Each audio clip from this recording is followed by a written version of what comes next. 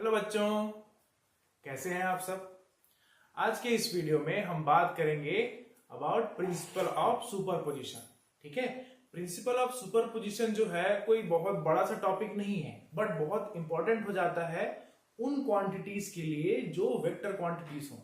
ठीक है, principle of superposition के जरिए हम क्या कर सकते हैं, जो भी चीजें हमको फाइंड करनी है ना, जैसे फोर्स फाइंड करना है, इलेक्ट्रिक फील्ड फाइंड करना है, टॉर्क फाइंड करना है, उसका जो टोटल है उसको हम निकालते हैं by the help of principle of superposition. ठीक है, पर आपको ये समझना है कि अलग अलग वेक्टर क्वांटिटीज के लिए ये जो है वो अलग अलग जगह पे यूज होता है, बट इसका मेन फंडा यही है बच्चों कि हमको जब नेट इलेक्ट्रिक फील्ड या कोई भी वेक्टर क्वांटिटी का टोटल अमाउंट निकालना हो तब हम क्या करते हैं, प्रिंसिपल ऑफ सुपरपोजिशन को क्या करते हैं, यूज करते हैं। ठीक है, तो चलिए देखते हैं। चलिए बच्चों देखते हैं कैसे हम vector sum of force on a particular charge due to other charges कैसे निकाल सकते हैं। ठीक है, देखिए आपको ये पहले समझना है। मान लेते हैं एक कंडीशन दिया है, एक दिया हुआ है Q1, जिसके कारण से हमको नेट फोर्स निकालना है। ठीक है, किसके ऊपर, Q1 के ऊपर, किसके कारण से, Q2 के कारण से, Q3 के कारण से, Q4 के कारण से। ठीक है, तो अगर हम बात करते हैं, मैंने आपको बताया प्रिंसिपल ऑफ सुपरपोजिशन क्या निकालने का काम आता है, नेट टोटल फोर्स का मतलब टोटल फोर्स को कैलकुलेट करने के काम आता है। तो यहां पर हम लिखेंगे F net is equal to, देखो अब हम लाइन से जाते हैं। ठीक है, फोर्स ऑन क्या होगा यहां पर, देखो फोर्स ऑन 1 ड्यू टू 2, मान लेते हैं ये वाला जो है वो कितना मान लेते हैं उसको F1, भाई 2 के कारण से इसके ऊपर फोर्स लगा उसको मान लिया एक F1। Q3 के कारण से इसके ऊपर जो फोर्स काम करेगा उसको हम मान लेते हैं F2, और इसके कारण से लगेगा उसको मान लेते हैं F3। ठीक है ना। अब यहां पर हमको समझ में आ गया कि इसका जो मैग्नीट्यूड होगा वो किस तरह से होगा। देखो F1 जो होगा वो किसके बराबर होगा, F1 जो होगा, हम क्या लगा रहे हैं, फोर्स ऑन 1 ड्यू टू, तो फोर्स ऑन 1 ड्यू टू 2, ये इस तरह से होगा। और इसका मैग्नीट्यूड क्या आएगा बच्चों, देखो यहां पर दो चार्जेस हैं तो ये हो जाएगा 1/4 पाई एप्सिलॉन नॉट। ठीक है, दो चार्जेस हो गए, कौन कौन से, Q1 Q2 डिवाइडेड बाय, अब यहां पर देखिए ये R21 है, R21 इसलिए लिखे हैं हमने, यहां से 2 से 1 की तरफ हम इसको क्या कर रहे हैं, उसके डिस्प्लेसमेंट को कंसीडर कर रहे हैं। ठीक है, कहां से कहां, फ्रॉम 2 to 1। इसका वैल्यू होगा कितना, अगर हम इसको निकालने जाएं तो ये होगा आपका R1 माइनस R2 का यूनिट वेक्टर, ऐसे। ठीक है, चलिए बता देते हैं, है ना, ये R2 होगा, ये इस तरह से होगा। ठीक है, इसमें यूनिट वेक्टर लगेगा, है ना। तो अभी इसको थोड़ी देर हटा देते हैं, बाद में इसको लिखेंगे। ठीक है, इसको देखते हैं, यहां पर ये कितना आएगा, देखो ये R21 का यूनिट वेक्टर तो लगेगा ही लगेगा।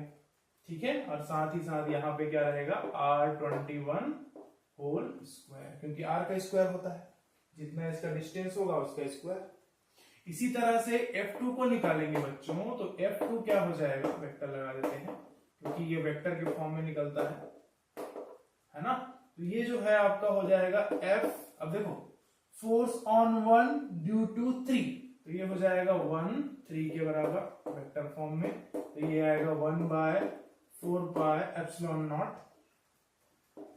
Q1 Q3 divided by R31 square, और ये हो जाएगा R कैप 3/1, है ना। इनके बीच का डिस्टेंस ये रहा, तो डिस्प्लेसमेंट फ्रॉम कहां से कहां देख रहे हैं, Q3 से Q1 की तरफ जा रहे हैं, इसलिए हमने लिखा R31, है ना। अब इसको अगर इसको वैल्यू देखेंगे, चलो इसको भी अलग से लिख लेते हैं, ये तो बाद में दिक्कत होगा। ये जो यूनिट वेक्टर आपका लिखा हुआ है, इसको अगर हम लिखते हैं तो ये क्या हो जाएगा, देखिए R, ठीक है, ये जो है आपका कैसे लिखेंगे इसको, R1 माइनस R2, ये यूनिट वेक्टर है इसलिए यूनिट वेक्टर लगा देना इसमें। वैसे ही इसके लिए था ये R21 के लिए R31 को लिखेंगे इज इक्वल टू ये हो जाएगा R1 माइनस R3। जैसे लिखा रहता है उसके ऑपोजिट लिखते हैं इसको, ये यूनिट वेक्टर। R एक ठोक और बना होगा 4 1, ये हो जाएगा R1 है ना, R1 माइनस R4 का यूनिट वेक्टर, ये इस तरह से हो जाएगा। ठीक है, इसी की वैल्यू को आप चाहो तो यहां पर भी पुट कर सकते हैं। ठीक है, अब यहां पर हम बात करेंगे F3 का, तो ये निकलेगा F, देखो फोर्स ऑन 1 ड्यू टू 4, तो ये होगा 1 और ये हो जाएगा 4। इसका मैग्नीट्यूड कितना आएगा 1/4πε0। ठीक है, ये आ जाएगा Q1 Q4 divided by R41, ठीक है, स्क्वायर, और यहां पे आपका यूनिट वेक्टर आएगा R41 ऐसा। ठीक है, अब इसका वैल्यू यहां पर पुट कर देंगे, तो आप देखिए इसमें जब हम पुट करेंगे वैल्यूज को तो 1/4πε0 सभी में कॉमन दिख रहा है, Q1 जो है वो भी सभी में कॉमन है, देखो। ठीक है, तो उसको हम क्या करते हैं, बाहर निकाल लेते हैं, तो उसका जो F नेट आएगा अगर हम डायरेक्ट उसको रखते हैं, ठीक है, तो वो आ जाएगा, देखो Q1 बाहर निकल जाएगा, तो ये Q1 डिवाइडेड बाय 4πε0। ठीक है, ये पूरा वैल्यू हो गया। अब जो बचा हुआ वैल्यू है उसको हम यहां पर क्या करेंगे, पुट कर देंगे। देखो क्या क्या बचा है, इसमें बचा है क्या आपका Q2 R21 स्क्वायर, और ये हो जाएगा यूनिट वेक्टर अलोंग 2 1 प्लस, इसके बाद जो बचा है वो क्या बचा है Q3 R31 square dot R unit vector 3 1 plus Q4 divided by R41 square, ये हो जाएगा आपका 4 1। ठीक है, अब जो भी वैल्यूज इसके होंगे उसको हम पुट करेंगे तो हमको जो है टोटल क्या मिल जाएगा, नेट फोर्स जो है वो क्या हो जाएगा बच्चों, मिल जाएगा। और इसी नेट फोर्स को निकालने का जो तरीका होता है, जिस पर्टिकुलर प्रिंसिपल के थ्रू हम नेट फोर्स या नेट इलेक्ट्रिक फील्ड या कोई भी वेक्टर क्वांटिटी का टोटल फाइंड करते हैं, उसको बोला जाता है प्रिंसिपल ऑफ सुपरपोजिशन के थ्रू। ठीक है, चलिए इसके बेसिस पे एक क्वेश्चन देखते हैं ताकि आपको और अच्छे समझ में आ जाए। चलिए बच्चों एक क्वेश्चन देखते हैं based on principle of superposition. बहुत इजी सा है ना, पर थोड़ा सा आपको समझने के लिए मदद करेगा किसको, प्रिंसिपल ऑफ सुपरपोजिशन को। ठीक है, 3 charges Q1 Q2 Q3 each of magnitude Q, बोल रहा है कि 3 चार्ज है, तीनों का मैग्नीट्यूड कितना है Q, are placed at the vertices of an equilateral triangle. तो इक्विलेटरल ट्रायंगल बोला है तो एक इक्विलेटरल ट्रायंगल ड्रॉ कर लो इस तरह से, जैसा। ठीक है, ये A हो जाएगा, तो यहां पर आप रख देना, ये A ले लेते हैं, ये B और ये C ले लेते हैं। ठीक है, इसको बोलते हैं Q1, यहाँ पे इसका वैल्यू कितना हो जाएगा, Q के बराबर। ठीक है, वैसे ही B पर भी कौन है, Q2 है, इसका वैल्यू भी Q के बराबर है, वो क्वेश्चन में बोला है ना। और यहाँ पर Q3 रखा है, इसका वैल्यू Q है। अब ये बोला है कि उसका जो सेंट्रॉइड है, ठीक है, सेंट्रॉइड कैसे होता है, ये यहां से और एक लाइन ड्रॉ करना कुछ इस तरह से इस डायरेक्शन में, और यहां से ये इस डायरेक्शन में। ठीक है, यहां पर प्लेस्ड है, मान लेते हैं सेंटर को O मान लेते हैं, यहां पर चार्ज प्लेस्ड है कौन सा, Q, जिस पर हमको क्या करना है, नेट फोर्स कितना लगेगा उसको क्या करना है, यहां पर फाइंड करना है। ठीक है, क्वेश्चन में बोला है कि the length of each side is L, ये L है, ये L है, इसको हम क्या दे देते हैं, D दे देते हैं। ठीक है, तो ये जो है वो क्या हो जाएगा, L/2, ये भी क्या हो जाएगा, L/2, ये Q2 is equal to Q हो जाएगा। ठीक है, अब हमको क्या करना है, बारी बारी से फोर्सेस निकालनी है। तो देखो एक चार्ज यहां पर रखा हुआ है, ठीक है, तो हम इसी के कारण से पहले निकाल लेते हैं। तो अगर हम पहला फोर्स निकाल रहे हैं, देखो force on Q due to ये Q1, तो उसको अगर हम मान लेते हैं F1, ठीक है, तो वो क्या करेगा, इसको रिपेल करेगा, तो इसका डायरेक्शन किधर आएगा, नीचे की ओर जाएगा बच्चों, देखो ये वाला नीचे की ओर, तो F1 का डायरेक्शन किधर हो जाएगा, नीचे की तरफ।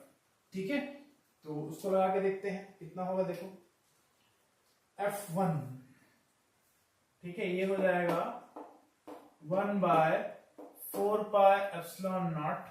ठीक है, अब ये Q1 के कारण से है, तो ये Q1, और ये यहां पर Q रखा हुआ है तो उसमें Q भी लगाएंगे, Q1 Q। अब इसका लेंथ, ये होता है लेंथ कितना, L/√3।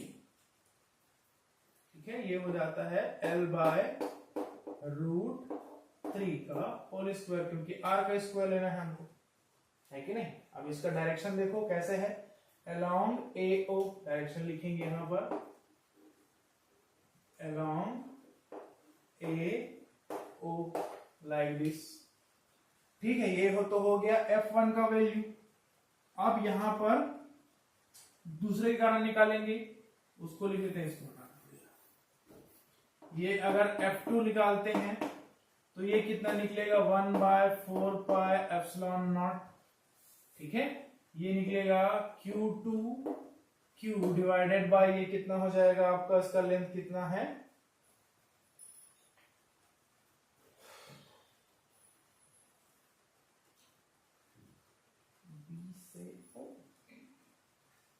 ठीक है। अगर देखो F2 1/4πε0 Q2 Q अपॉन, देखो अगर ये लेंथ इधर से इधर L/√3 हुआ तो ये भी क्या होगा, L/√3 होगा, तो ये भी लिख देंगे L/√3 होल स्क्वायर।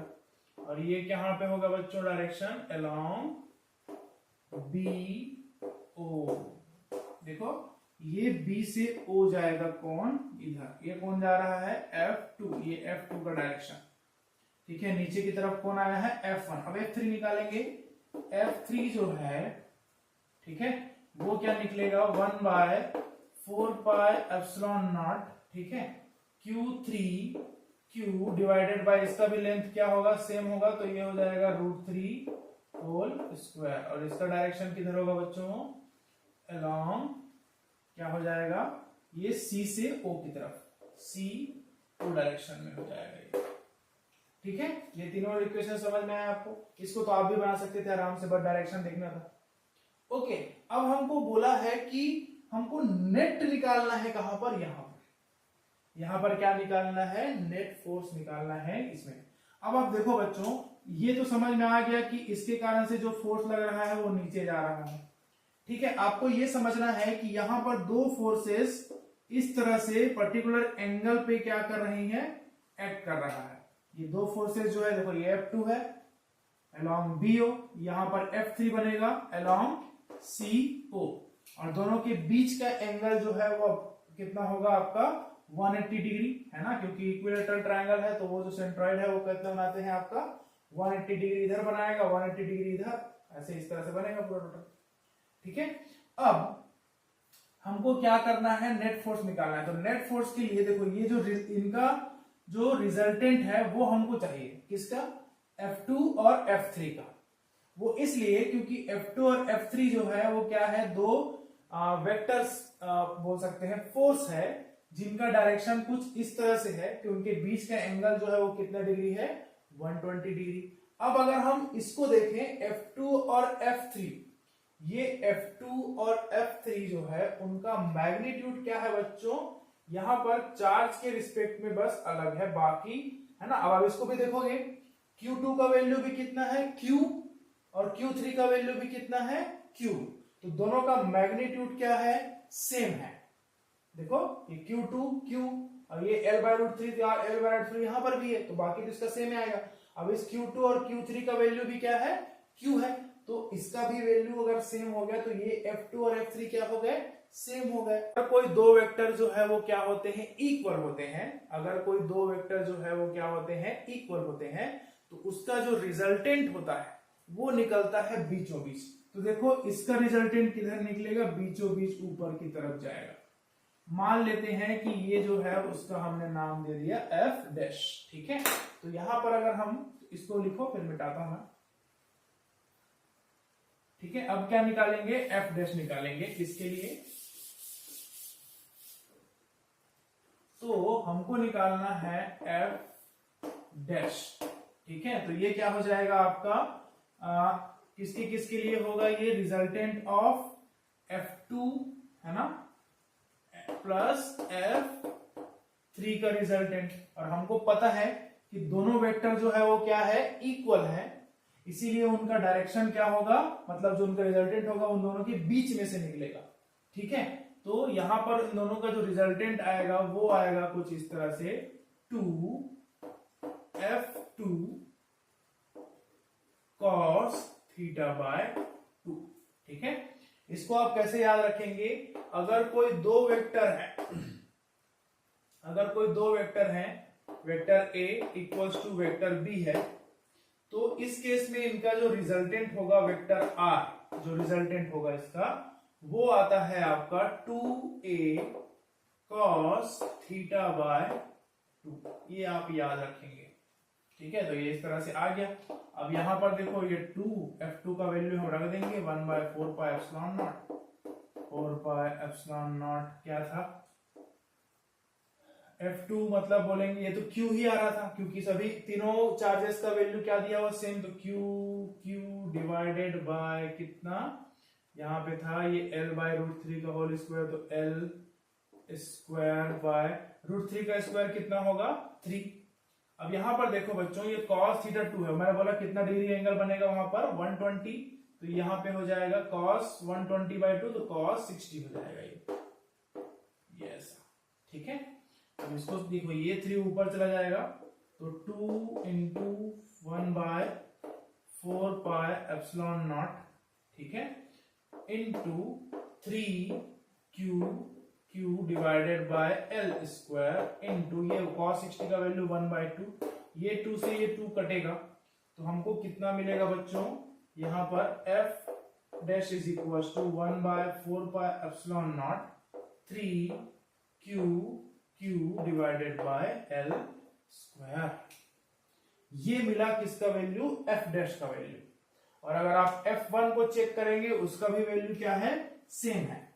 ये F1 जो नीचे लग रहा है वो कितना हो रहा था बच्चों, 1/4 पाई एप्सिलॉन नॉट। ठीक है, ये हो गया 4 पाई epsilon not, Q divided by L/√3 था, तो यहां पे हो जाएगा L स्क्वायर और √3 ऊपर आ जाएगा, तो ये कितना हो जाएगा 3। अब देखो इसको और इसको, दोनों कैसे दिख रहे हैं, F डैश और F जो है वो F1 कैसे दिख रहा है, सेम मैग्नीट्यूड, बट डायरेक्शन देखिए बच्चों, ये नीचे जा रहा है, ये ऊपर जा रहा है, मैग्नीट्यूड क्या है सेम, बट डायरेक्शन क्या है अपोजिट। तो इन दोनों का जो नेट फोर्स होगा वो कितना हो जाएगा 0। इन दोनों का जो नेट फोर्स है वो कितना हो जाएगा 0। इसका मतलब ये है बच्चों कि अगर एक इक्विलेटरल ट्रायंगल के वर्टिसेस में हम सेम अमाउंट के चार्ज को क्या करते हैं, प्लेस करते हैं, तो उसके कारण से उसके सेंट्रॉइड पे नेट फोर्स की वैल्यू क्या हो जाती है 0। ठीक है, आई होप आपको ये समझ में आया हो।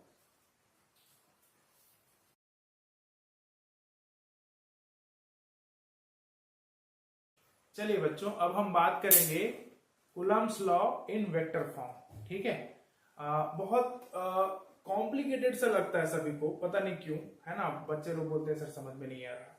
ठीक है, तो उतना ज्यादा टफ नहीं है। हाँ, कभी कभी दिक्कत ये होता है कि हम उसको प्रॉपर रिप्रेजेंट नहीं कर पाते, तो हमको दिक्कत लगने लगता है। ठीक है ना, तो चलिए शुरू करते हैं इसको। देखो कैसा है, मान लेते हैं कि हमने दो चार्ज लिए हैं Q1 Q2, दोनों के बीच का डिस्टेंस हमने ले लिया है R, है ना। तो यहाँ पर जो उसमें फोर्स काम करेगा, कौन सा फोर्स, कूलम्ब फोर्स, वो कैसा होगा 1/4 pi epsilon not Q1 Q2 divided by R square. ये जो होता है वो इनके बीच में लगने वाले रिपल्सिव फोर्स का क्या होता है, मैग्नीट्यूड होता है। अब रिपल्सिव फोर्स कैसे पता चला, अरे भाई ये भी पॉजिटिव ये भी पॉजिटिव, तो they repel each other, okay, है ना। अब इसी को अगर हम वेक्टर फॉर्म में देखेंगे बच्चों, तो हमको चाहिए रहता है उसके लिए क्या, डायरेक्शन।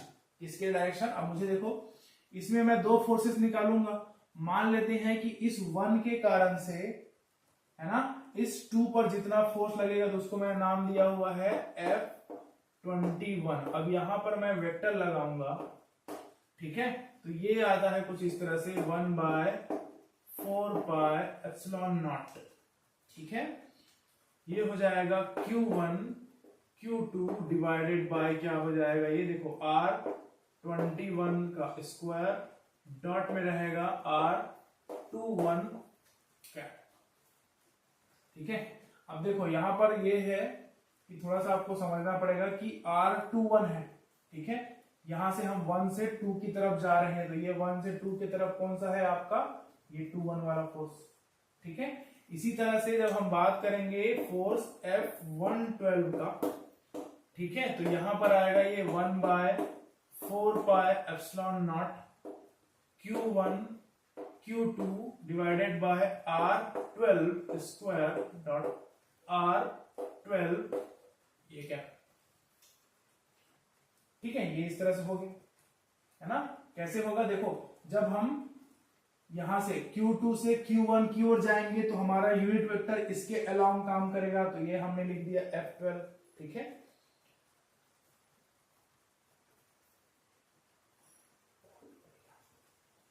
ठीक है, तो ये इस तरह से हमने इसको देखा कि जब हम क्या करेंगे Q2 से Q1 की ओर जाएंगे तब हमारा डायरेक्शन क्या होगा, इस तरह से होगा, जिसको हम रिप्रेजेंट कर देंगे R12 यूनिट वेक्टर से, ठीक है। तो यहां पर आप चाहो तो इस तरह से दोनों का यूनिट वेक्टर भी यूज कर सकते हो, R2 माइनस R1 का, ठीक है। या इसको हम कैप के फॉर्म में ना लिखें और इसको वेक्टर के फॉर्म में लिखें तो ज्यादा अच्छा है। तो सोच के देखो बच्चों, इसको अगर मुझे क्या करना है, ये कैप को वेक्टर फॉर्म में बदलना है, कैप को वेक्टर को फॉर्म में लाना है, तो मैं क्या करूंगा, चलो उसको लिखते हैं। जैसे ये मान लेते हैं हो गया कितना F21, ये इस तरह से लिखा है 1/4 पाई एप्सिलॉन नॉट, ठीक है। Q1 Q2 डिवाइडेड बाय कितना R21 स्क्वायर और ये R21 कैप, ठीक है। इसी में अगर मैं क्या करता हूं, इसके न्यूमरेटर और डिनोमिनेटर में, न्यूमरेटर में R21 और डिनोमिनेटर में R21 का मल्टीप्लाई कर देता हूं, ठीक है। इसको थोड़ी देर के लिए बंद करके रखते हैं इधर, और इसको भी, ताकि ये जो है आपको हौच-पौच ना हो, ठीक है।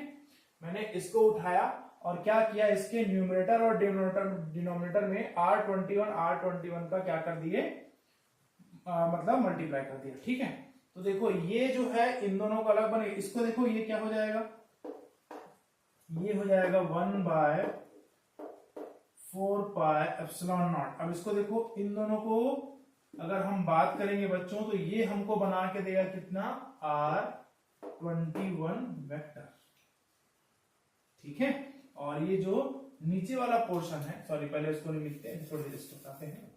यहां पर Q1 Q2 है, तो ये Q1 Q2 और ये हो जाएगा R21Q, ठीक है। और यहां पर आ जाएगा R21 वेक्टर। अभी कैप लगा हुआ था, अभी हमने क्या लिख दिया, वेक्टर, क्योंकि आप सभी को पता होगा जब हम बात करते हैं यूनिट वेक्टर का, मान लेते हैं कि एक बी कैप की बात कर रहे हैं, तो ये होता है vector B of mod of vector B, या हम इसको सिंपली क्या लिख सकते हैं, बी लिख देते। तो वेक्टर के फॉर्म में अगर निकालना रहा तो इन दोनों का क्या हो जाएगा, क्रॉस मल्टीप्लाई, तो ये इधर आ जाएगा, तो vector B is equal to क्या हो जाएगा, यूनिट वेक्टर इनटू बी, बस वही तो है, ये इस तरह से। तो ये R³ के फॉर्म में निकल गया, ये भी वैसे ही निकल जाएगा R³ के फॉर्म में। अब आप समझ सकते हैं कि दोनों के बीच का डायरेक्शन, जो डिस्टेंस है वो चेंज हुआ है क्या, नहीं। आपको ये समझना है बच्चों, जहां पर दिक्कत होता है बच्चों को ये, कि ये जो R21 है और R12 है, क्या इसमें कोई फर्क है, ठीक है।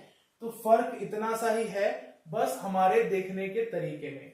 अगर मैं Q1 से Q2 की तरफ के फोर्स को अप्लाई करूंगा, मतलब उसको कंसीडर करूंगा, तो मैं क्या करूंगा, इस वाले डिस्प्लेसमेंट को क्या करूंगा, कंसीडर करूंगा, ठीक है। और साथ ही साथ जब मैं क्या करता हूं, Q2 से Q1 की तरफ की जो फोर्स है उसको कंसीडर करूंगा बच्चों, तब वहां पर मैं यूनिट वेक्टर लगाऊंगा ये वाला, ठीक है। दोनों कंडीशन में इन दोनों के बीच का जो डिस्टेंस R था वो R का R ही रहेगा, उसमें कोई भी फर्क पड़ने वाला नहीं है, ठीक है। अगर आपको ये समझ में आता है तो आप इसको चाहो तो इस तरह से पोजीशन वेक्टर के फॉर्म में भी क्या कर सकते हैं, लिख सकते हैं, ठीक है, इसको नोट कीजिए अगर ये समझ में आया हो तो, और नहीं आया हो तो मुझे बताएं, है ना। वैसे इतना कोई कठिन नहीं है ये, बस ये आपको समझना है यहाँ पर कि जब यहाँ पर 21 लिखा है तो इसमें 21 का स्क्वायर, और यहाँ पर डायरेक्शन लगाएं किसको, R21, क्या